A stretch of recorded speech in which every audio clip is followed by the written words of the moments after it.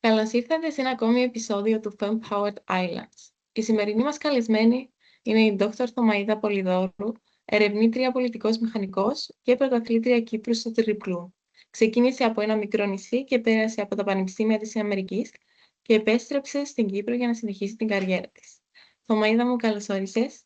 Ας ξεκινήσουμε από το σήμερα, που σε βρίσκουμε επαγγελματικά αυτόν τον καιρό πάνω σε τι δουλειές, έτσι ώστε να σε γνωρίσουν καλύτερα αυτοί που μας βλέπουν. Ευχαριστώ, Χλόη. Ευχαριστώ για την πρόσκληση. Καλώς σας βρήκα. Είμαι μεταδιδακτορική ερευνήτρια στο Πανεπιστήμιο Κύπρου, στο Τμήμα Πολιτικών Μηχανικών και Μηχανικών Περιβάλλοντος, όπου και διδάσκω. Στην έρευνα μου ασχολούμαι με τα υλικά και κατασκευές, με στόχο τη μείωση του περιβαλλοντικού τους αντικτύπου. Πολύ ενδιαφέρον ο κλάδος σου και το τομέας που ασχολείσαι. Θεωρώ το μέλλον της κοινωνίας μας σήμερα. Από όσο έχουμε δει στο προφίλ σου, ήσουν και αθλήτρια και επιστήμονας. Συνήθως ο κόσμος μας βάζει να διαλέξουμε ένα από τα δύο. Εσύ πώς κατάφερες να κρατήσεις και τα δύο και να γίνεις και πρωταθλήτρια, αλλά να είσαι και σε ένα τόσο υψηλό ακαδημαϊκά επίπεδο? Ήταν δύσκολο. Ήταν μια συνεχής προσπάθεια από μικρή ηλικία, ώστε να μπορέσω να φτάσω στο πανεπιστήμιο και να μην πρέπει να επιλέξω το έναν από τα δύο. Ήμουν τυχερή, μπορώ να πω, γιατί μου δόθηκε η ευκαιρία να σπουδάσω στην Αμερική με πλήρη αθλητική υποτροφία. Έτσι ήταν προϋπόθεση να συνεχίσω τον αθλητισμό για να κρατήσω και την υποτροφία. Στη συνέχεια δεν ήθελα να αφήσω τον αθλητισμό. Ευτυχώς πάλι ήμουν τυχερή. Κατάφερα να συνεχίσω τις σπουδές μου για μαστέρ και διδακτορικό με άλλες υποτροφίες ακαδημαϊκές, ερευνητική χρηματοδότηση στο διδακτορικό και έτσι μπορούσα να διατηρήσω την προπόνηση μέσα στο ακαδημαϊκό μου πρόγραμμα. Σίγουρα στις μεταπτυχιακές σπουδές μπήκε σε δεύτερη μοίρα ο αθλητισμός, αλλά αρνούμουν να τον αφήσω, γιατί ένιωσα ότι δεν είχα φτάσει ακόμα στο μέγιστο των δυνατοτήτων μου. Και όντως, πέτυχα την ατομική μου επίδοση στα 28, σχεδόν 29, μετά το διδακτορικό και μετά την γέννηση του πρώτου μου παιδιού. Αρχικά θεωρώ πως δεν ήσουν τυχερή, αλλά τα κατάφερες με την αξία σου, αλλά ενώ σίγουρα ήσουν από μικρή ηλικία εκεί στο στόχο σου. Επίσης είναι πολύ σπουδαίο αυτό που κατάφερες, οπότε συγχαρητήρια. Θα ήθελα να ρωτήσω πάνω σε αυτό πώς άντεξες να επιμείνεις ακόμη και μετά, εφόσον το ήθελες εσύ. Υπήρχε κάποια πίεση εξωτερικά από, ας πούμε, επειδή είμαστε σε μια μικρή κοινωνία, είναι πιο λίγες οι γυναίκες που θα συνεχίζουν με παιδί μετά από σπουδάζουν κλπ. Εσύ πώς διαχειρίστηκες, αν υπήρχε μια τέτοια πίεση? Σίγουρα. Είχαμε δει πρότυπα στην Κύπρο πριν από εμάς, όπως η Άντρη Σάλου. Ήταν σημαντικό πρότυπο για μένα η Άντρη και ήθελα και εγώ να δοκιμάσω αυτό που πετύχε. Επίσης, σημαντικός παράγοντας ήταν η οικογένεια και η στήριξη των γονιών μου σε αυτή την προσπάθεια. Αν δεν τους είχα δίπλα μου να με βοηθούν με το παιδί, δεν θα μπορούσα σίγουρα να συνεχίσω τον αθλητισμό. Και γι' αυτόν τους ευχαριστώ, γιατί έτσι έκλεισα την αθλητική μου πορεία με κάτι θετικό. Δεν μου έμειναν αποθυμένα, μπορώ να πω. Ναι, είναι πάρα πολύ όμορφο αυτό, γιατί είχες όντως ανθρώπους δίπλα σου να σε στηρίξουν. Και ίσως αυτό είναι και ένα μήνυμα ότι με το σωστό υποστηρικτικό σύστημα μπορούμε να τα καταφέρουμε αυτά που επιθυμούμε. Σίγουρα. Σίγουρα, ναι. Ναι. Και είναι Όταν και είσαι θετικό. κοντά... Συνέχισε. Όταν είσαι κοντά σε ανθρώπους που σε στηρίζουν και σε αγαπούν και πιστεύουν στα όνειρα σου και προσπαθούν μαζί σου για να τα επιτεύξεις, είναι όλα πολύ πιο εύκολα. Ναι, είναι σημαντικό αυτό. Ακόμη και το ότι υπήρχαν και γυναίκες που το έκαναν, να έχεις πρότυπα, είναι είναι σαν να βλέπεις τον εαυτό σου σε κάποια άλλη, οπότε υπάρχουν άνθρωποι, άρα όπως και εσένα, όπως και τις άλλου, γίνεται. Άρα πρέπει να το Αυτό βλέπουμε και οι είναι, υπόλοιποι. βέβαια, να σου δείξει κάποιος το δρόμο. Αν μπορώ εγώ να πετύχω κάτι, γιατί να μην μπορείς και εσύ. Αν Ναι, μπόρεσε να το πετύχει η άντρη, γιατί να μην το δοκιμάσω κι εγώ. ναι, είναι πολύ όμορφο αυτό. Ε, Τώρα θα σε πάρω λίγο στο...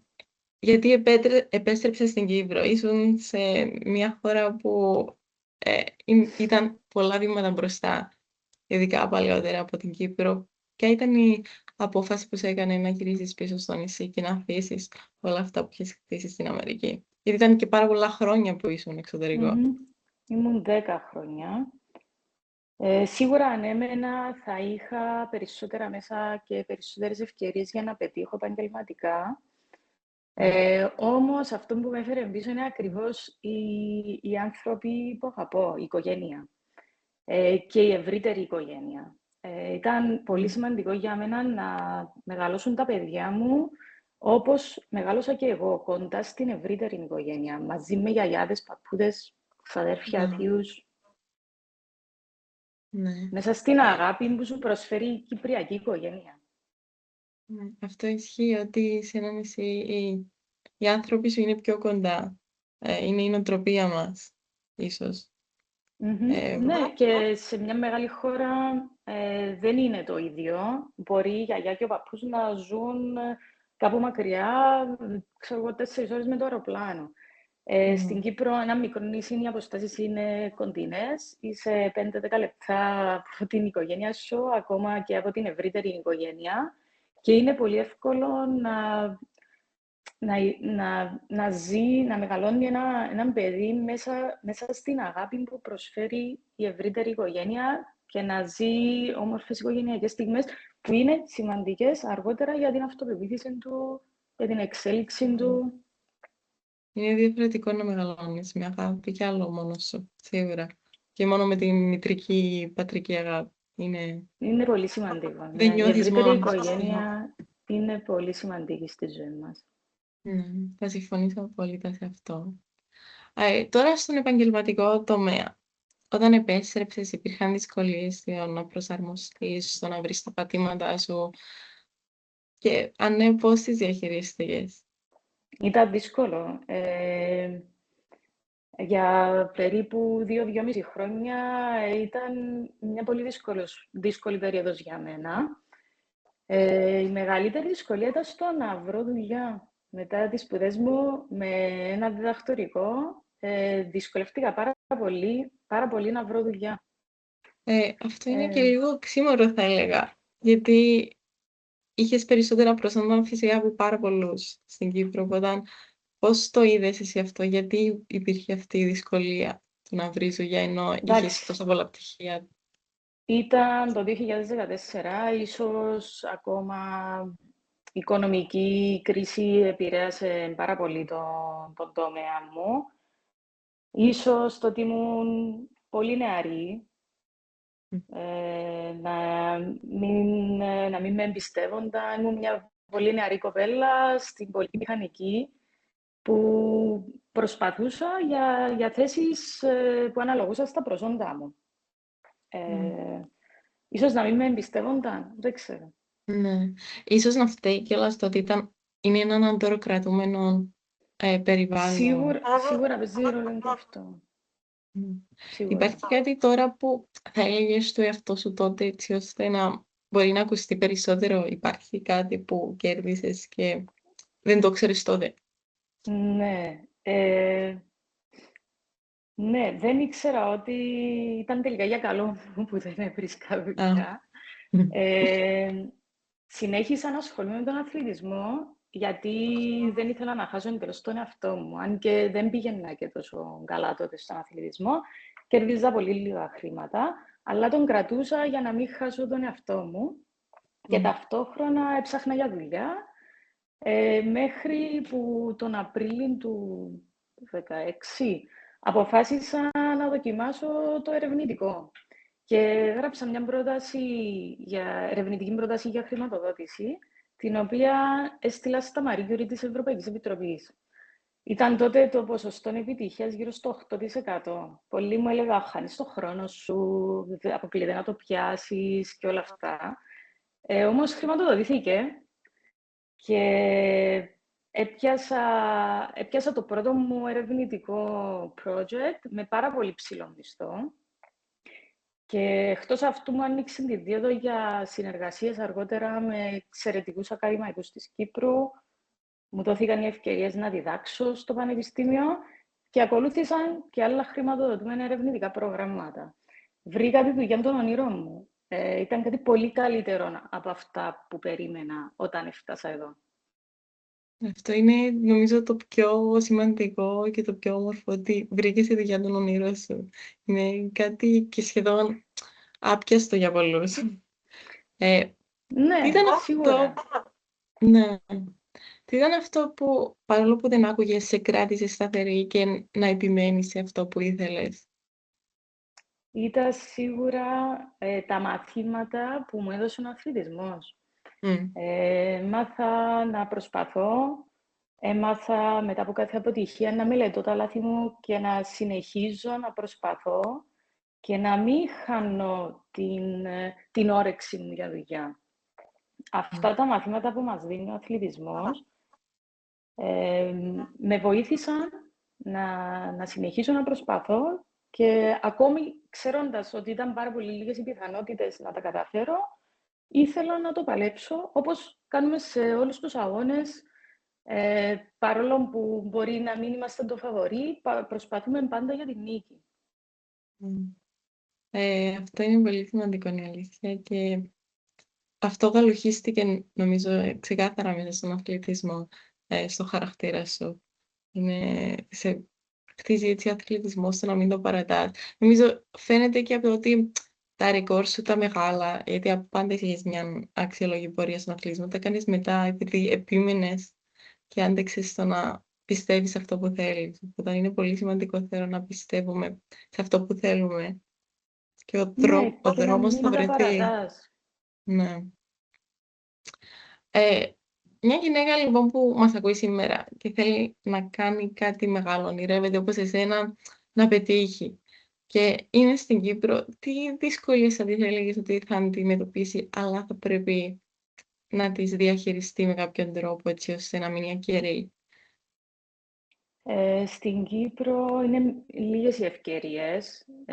Σε ένα μικρό νησί σίγουρα είναι πιο δύσκολο να πετύχεις κάτι μεγάλο, κάτι σημαντικό.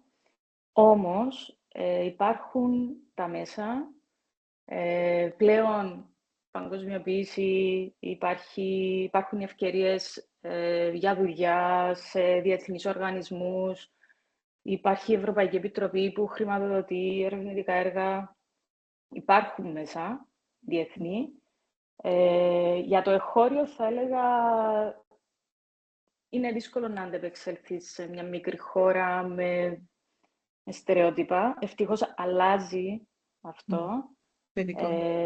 Ναι, βλέπω την αλλαγή να έρχεται. Αν και ακόμα σε συγκεκριμένες περιπτώσεις φαίνεται ότι προτιμούν τους άντρες παρά τις γυναίκες ή ακριβοπληρώνουν τους άντρες και όχι τις γυναίκες. Υπάρχει η ανισότητα, αλλά έρχεται η αλλαγή. Να Αυτό μην τα είναι παρατά. θετικό. Οι δυσκολίες είναι μέρος του παιχνιδιού. Αν δεν μπορείς να αντεπεξέλθεις στις δυσκολίες, αν δεν μάθεις να διαχειρίζεσαι τις αποτυχίες, δεν θα φτάσεις στο στόχο σου. Είναι πολύ σημαντικό να μάθουμε να δεχόμαστε την ήττα και να συνεχίσουμε να παλεύουμε για κάτι καλύτερο. Είναι πολύ ωραίο αυτό. Επίσης, θα ήθελα να ρωτήσω όποια έχει στο μυαλό της ότι ξέρεις, για να πετύχω πρέπει να φύγω από την Κύπρο. Γιατί νομίζω, ειδικά οι νέες πλέον που βλέπουμε την παγκοσμιοποίηση, μας τείνει να φεύγουμε και περισσότερο από την Κύπρο. Αλλά έχει τις ίδιες αμφιβολίες με εσένα για το οικογενειακό της περιβάλλον ότι είναι εδώ. Τι θα της έλεγες να έχει στο μυαλό της έτσι ώστε να διαλέξει τον κατάλληλο δρόμο? Κοίτα, Ήταν σημαντικό και που έφυγα.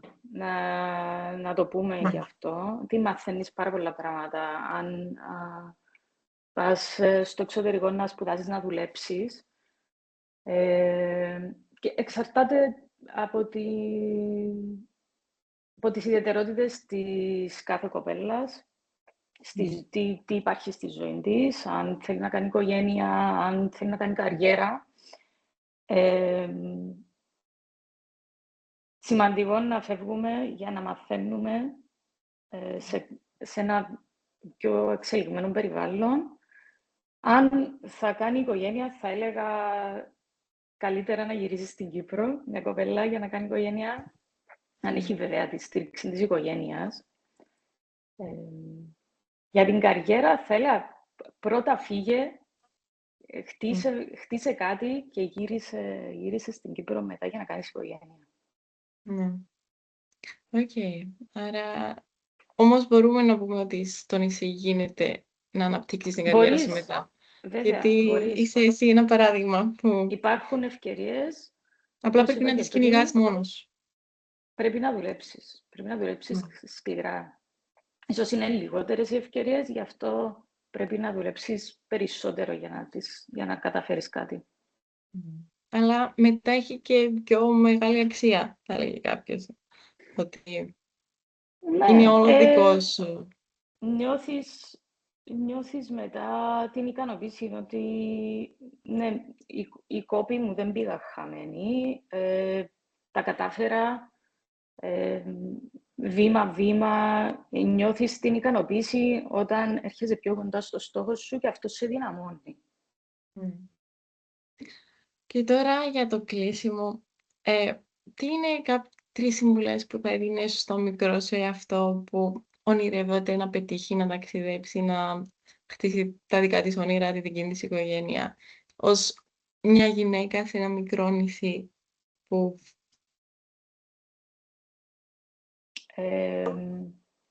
Συνέχισε να εργάζεσαι μεθοδικά, με όρεξη, να προσπαθείς πάντα για το καλύτερο και να μην τα βάζεις κάτω. Πολύ όμορφο αυτό και νομίζω μικρός εαυτός θα ήταν πολύ περήφανος για όλα αυτά που έχεις καταφέρει. Ευχαριστούμε πάρα πολύ που είσαι σήμερα μαζί μας. Ήταν τιμή μας. Εγώ προσωπικά σε έχω μάθει πολύ καλύτερα από πράγματα που δεν ήξερα για σένα. Και χαίρομαι που υπάρχουν άνθρωποι σαν εσένα. Ναι, και υπάρχουν τέτοια πρότυπα σαν εσένα να μας δείχνουν το δρόμο μας στις μικρότερες, στο να πιστεύουμε σε αυτά που επιθυμούμε και στην καριέρα που θέλουμε να χτίσουμε. Οπότε ευχαριστούμε πάρα πολύ και σου εύχομαι ό,τι καλύτερο. Ευχαριστώ επίσης και χαίρομαι που τα είπαμε σήμερα.